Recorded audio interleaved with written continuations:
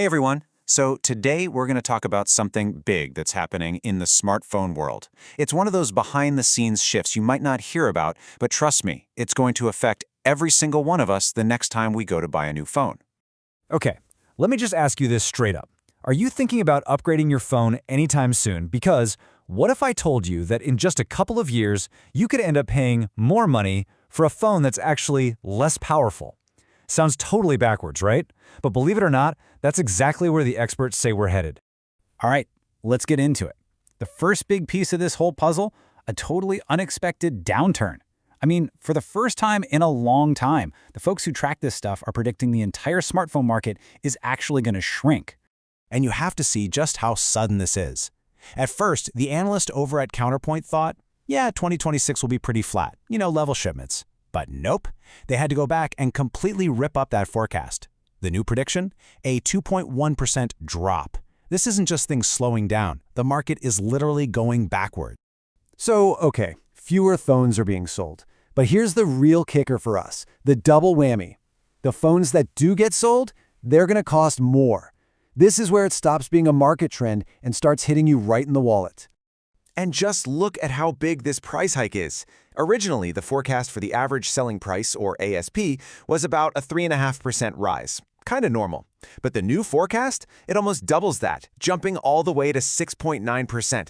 That is a huge leap, and you can bet the manufacturers are going to pass that cost right on down to us.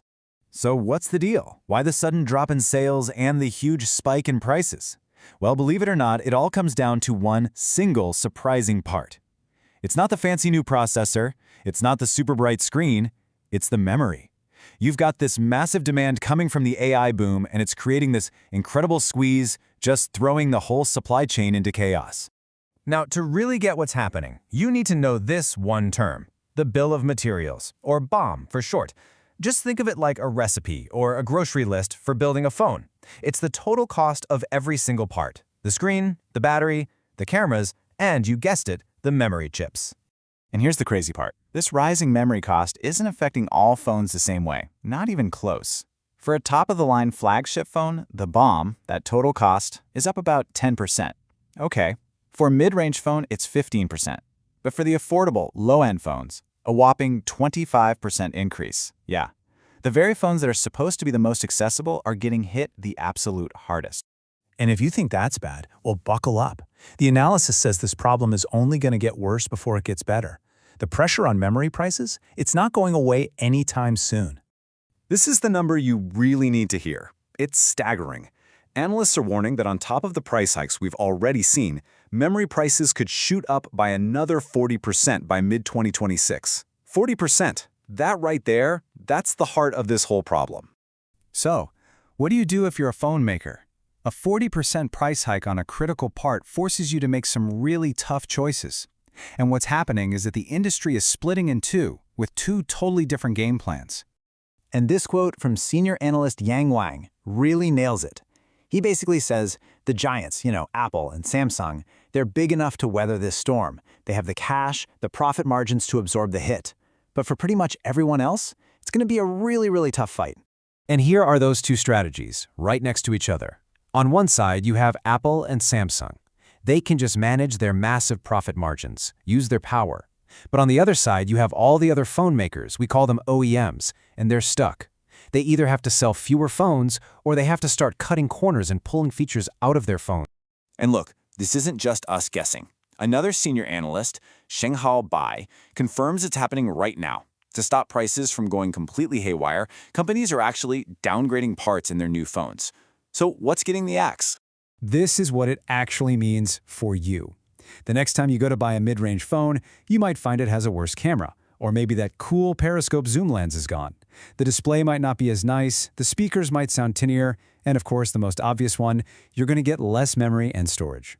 Bottom line, you're paying the same or more and getting less fun. Okay, so let's zoom out. What does all this mean for the future of that little supercomputer in your pocket?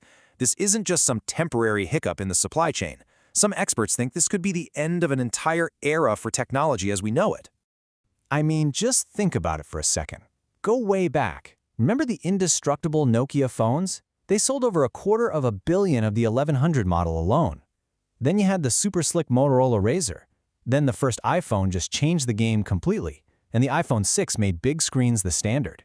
The story of phones has always been about moving forward, getting better.